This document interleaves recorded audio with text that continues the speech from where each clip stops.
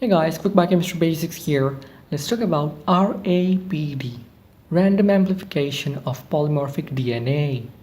As the name suggests, this technique involves random amplification of DNA using random primers.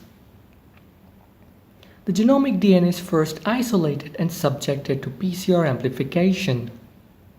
The PCR amplification is done using short stretches of random primers. These primers are about 8 to 10 nucleotides long and binds to DNA at random location. Once the PCR is complete, the PCR amplicons are separated by agarose gel electrophoresis.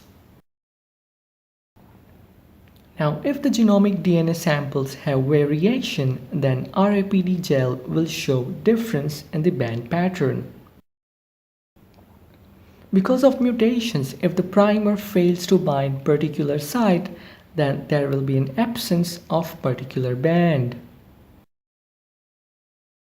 Insertion of few nucleotides will show an increase in the band size, while deletion of few nucleotides will show decrease in the band size. Drawbacks. One of the drawbacks of RAPD is that random primers can amplify many fragments of the genomic DNA. Hence, bands obtained are closely spaced and difficult to analyze.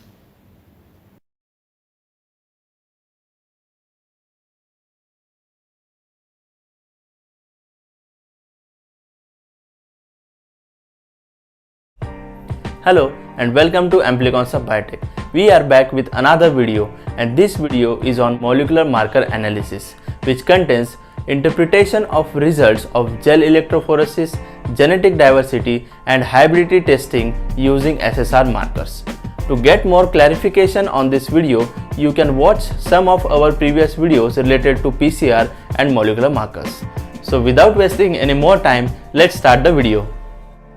If you are still watching the video, you might be familiar with these pictures: gel electrophoresis unit and gel documentation system. Using these two instruments or electrophoresis technique, we can check our PCR results and other nucleic acids like DNA and RNA. Here we have some sample pictures. Now one thing you need to know about is DNA ladder or a DNA marker. It is a solution of DNA molecules of different lengths, and it is loaded along with the samples to estimate the size of unknown DNA molecules.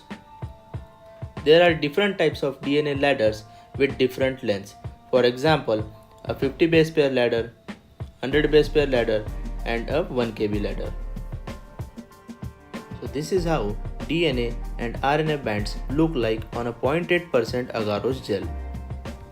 In this picture, 1 microliter DNA in each length along with gel loading die was loaded, and after half hour gel picture was captured with the help of documentation unit. If you get an blurrish appearance in your lens or some smear in your DNA bands, there might be a RNA or protein contamination in your DNA samples. In this second picture, you can see here are double bands in case of RNA. These bands are two forms of RNA as 28S RNA and 18S RNA, that is ribosomal RNA. Now, to understand more about the topic, we need to know about the nature of the marker. For example, SSR, that is simple sequence repeats. SSR is a codominant marker. It means it can differentiate between two genotypes. Now, codominant markers are markers for which both alleles are expressed when co-occurring in an individual. Therefore, with codominant markers, heterozygotes can be distinguished from homozygotes, allowing the determination of the genotypes. Here, in offspring 1, you can see both the bands, that is of parent 1 and parent 2, are present, and in offspring 2, only a single band is present of parent 2. It might be either of parent 1 and parent 2, but in offspring 1, because there are both bands it shows that offspring 1 is heterozygote and offspring 2 is homozygote. So it can distinguish between genotypes. In case of a dominant marker, for example RAPD, that is random amplified polymorphic DNA, it is either present or absent. Only a single allele is expressed here. Now we will see about what is a monomorphic marker and a polymorphic marker. If DNA sequence at a particular chromosomal region, suppose this region, is identical among all the members being tested, consider this as a member 1, 2, 3, 4, these are all different members or individuals which are being tested, then only one banding pattern will be observed. We can see here all the bands are at a similar region, so only one banding pattern will be observed. In this case, the marker phenotype is called monomorphic. In case of a polymorphic marker, if the DNA from the same region in all the individuals varies among all the individuals, it means the marker banding pattern will vary across the lengths of DNA from different individuals. We can see here the banding pattern is different from the monomorphic one. These polymorphic markers are used to assess genetic diversity among genotypes, then testing or identifying heterozygotes and other marker associated breeding approaches. In case of genetic diversity assessment, here are 24 different genotypes of same genus species, but we can see variation in the banding pattern as the DNA from the chromosomal region of each individual varies from each other.